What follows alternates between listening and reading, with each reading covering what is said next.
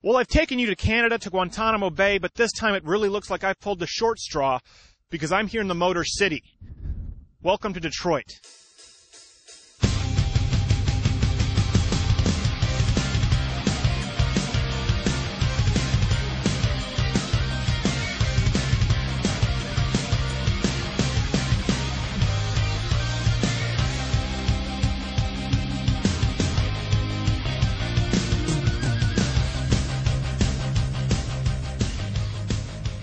Detroit. It's become a bit of a punchline in this country, but you have to ask yourself, how did one of the wealthiest cities in the country become this?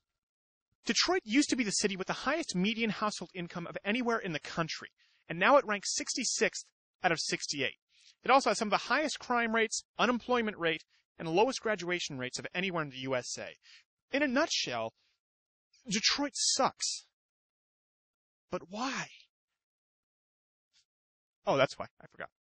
Well, to start, it's no secret that Detroit is run entirely by leftists. Every single mayor of Detroit since 1961 has been a liberal. It is the city of entitlement programs.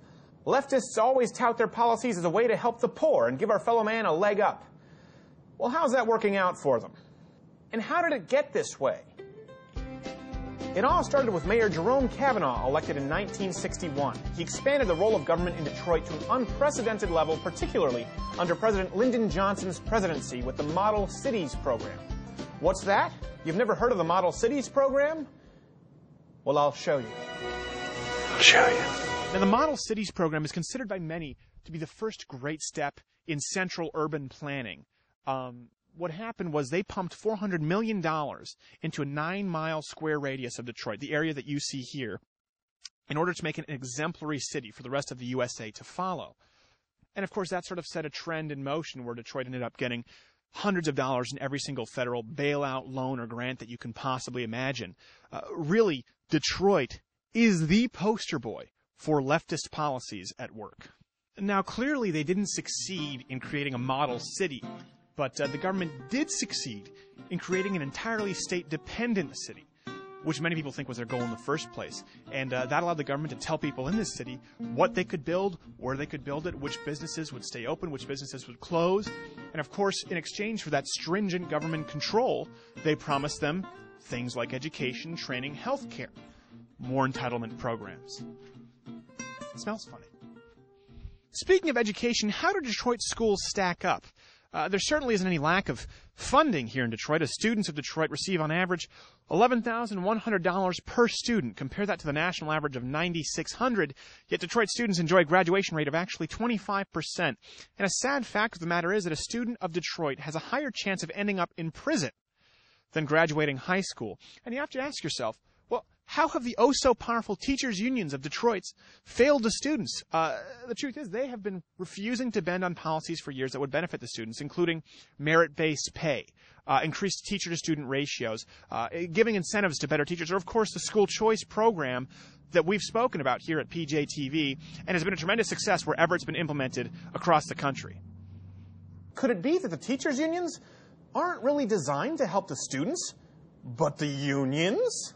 Of course, public education isn't the only place in Detroit where unions get to flex their power. Also, plants and factories like these are what made the big three American auto companies, Detroit, the envy of the rest of the industrialized world for so long. After World War II, cars were being produced rapidly, people were buying, and Detroit was prosperous, which makes you wonder what happened.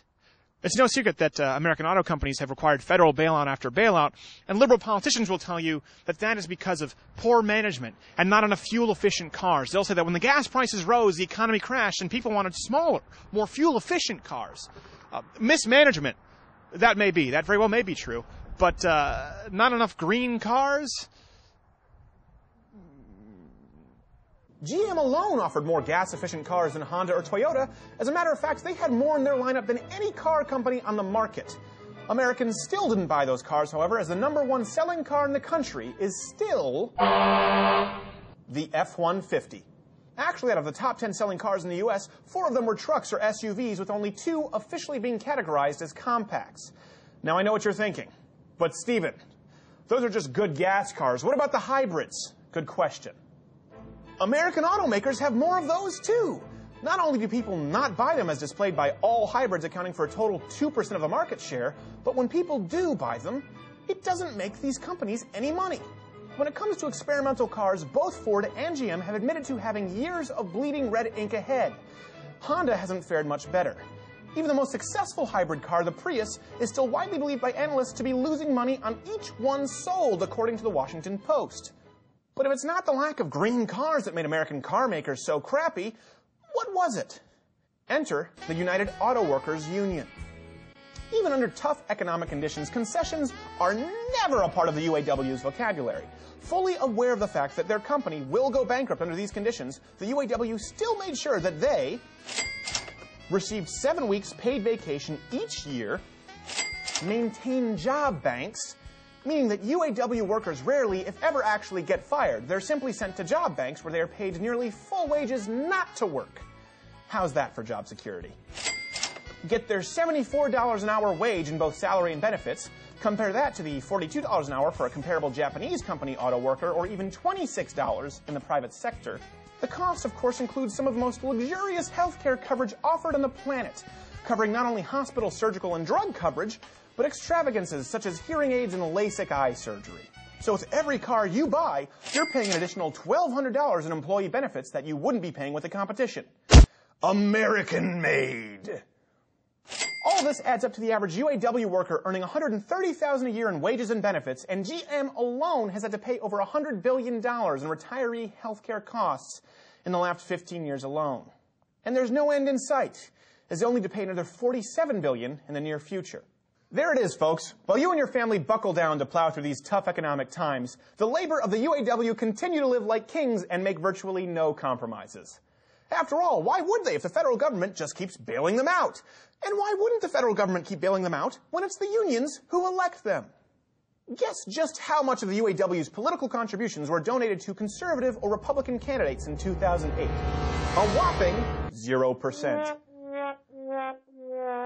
One of the big ironies in all of this is that liberal environmentalists support the unions because the unions elect them. But because the UAW labor costs are so high, it dissuades automakers from investing in lower profit margin, smaller cars, so they instead focus on larger vehicles and SUVs. That's right, folks. The UAW is bad for the environment. So the UAW runs the auto industry into the ground, and the teachers' unions run education into the ground. So what happens to Detroit as a whole? Good people leave, poverty rises, and so does crime. Unemployment is at 28% in Detroit right now, and the murder rate is over 5 times that of the national average. Actually, 7 out of 10 murders go completely unsolved. So if you want to kill someone, head on down to Detroit. Not only that, but the average price of a home in Detroit is now around $5,700. Sound hard to believe? Not when you see what many of them look like. So you can see here you've got Christmas decorations. You've got food. You've got gasoline and 5 bottles of antifreeze. Antifreeze is the main ingredient used in meth. Freshly eaten chip bags, beer cans, Wendy's cups. This is not. Someone is living here, so we should probably get going. At least they put up some Christmas decorations to spread some Christmas cheer, so the people still seem to be in good spirits.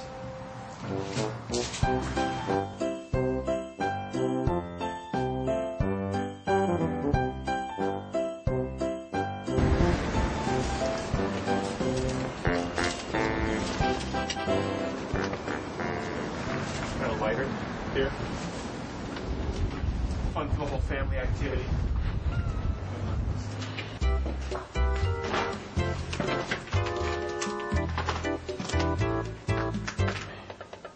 Bit of a fixer-upper, but, cozy. Someone's missing a glove. Go down in the basement if you want.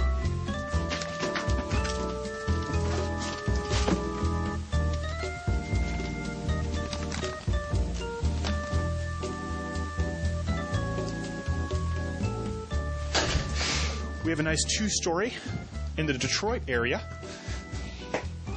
Cozy. Rustic. Oh, look at this. Come on. Come here.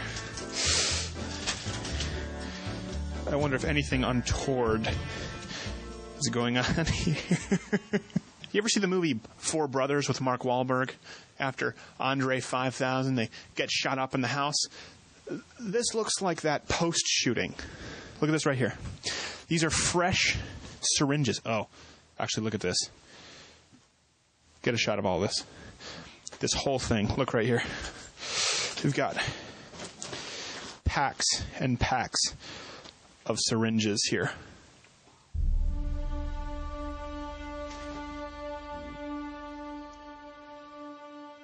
Now, as you can see, this area of land would have been an extra probably 20 homes in Detroit, and they've either burned down or have just been destroyed. And these huge barren sections of land, they're all over the place in Detroit. So what's actually started popping up are things called urban farms, where people actually build miniature farms right here in the city to grow food for themselves. And like I said, it's so desolate. There have actually been bear sightings in the city of Detroit, too. Just another problem that they don't need here in Detroit. You got the wild dogs, now you got the bears. Maybe you'll see a wild dog and bear fight, and we'll get this on Discovery. That's what I'm hoping for. That's my next career shift. Now, you might be wondering why I've shown you this. Why is it necessary for you to see a once great city brought to its knees by government bureaucracies and powerful unions? And to you, I would ask to look at the current administration, look at this administration's promises to the American people, and compare them to the promises of corrupt Detroit politicians over the last 50 years. They're nearly identical. Detroit has been the perfect laboratory for leftist policies at work for nearly half a century. It's the perfect vision of the left utopia that this administration sees. And when you continue to remove free market principles that have made this country great, and you continue to create a state-dependent society, this is very well what America could look like in a very short amount of time. And I think that's important.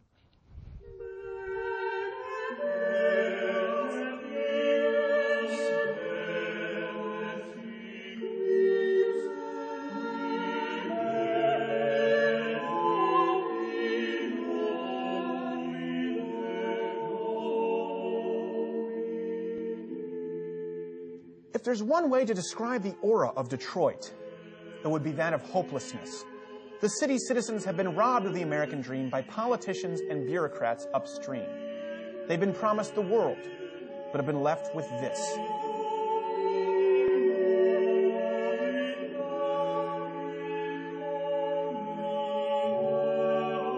So I ask you, is this the America you want?